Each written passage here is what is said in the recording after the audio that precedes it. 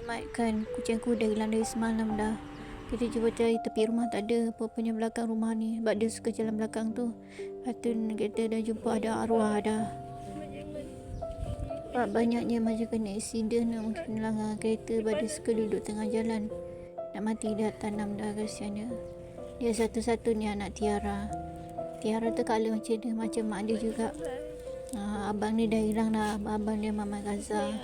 Kesiannya Jerman. Kita pun sedih lah, nak buat macam mana, kucing dah mati dah arwah dah. Mak ajar dia dah sampai dah, kesian kat dia. Dia seorang je nama Mamat lah, tak ada dah. Tak ada lah panggil Mamat Jerman.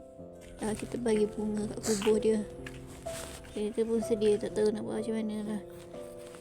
Dah sampai ajar dia dah kan, kita tabur bunga. Nanti esok kita beli bunga letak kat kubur dia pula. Kesiannya Mamat Jerman. Hari sebelum tu okey je, last kali dia makan nasi kari lauk ikan tongkol. Kesian dia, kita bagi sikit, bagi tak nak bagi dalam rumah.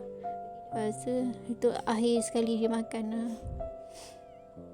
Dari masa berlalu dengan Mamat Jerman ni, dulu abang dia selalu malam-malam kita dukung abang dia. Lepas tu sekarang dia, lepas tu tak ada dah. Kita selalu dukung dengan Mamat Jerman ni. Dah tengok Mamat Jerman, tengok atas langit. Mungkin abang kau ada kat atas dah. Panggil hai abang.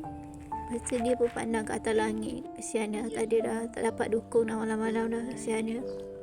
Aku sedih dia cerita dia.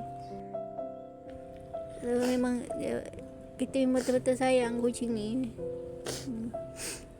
Dia sebab adik dia Mamat Gaza tu kan, kesian dia.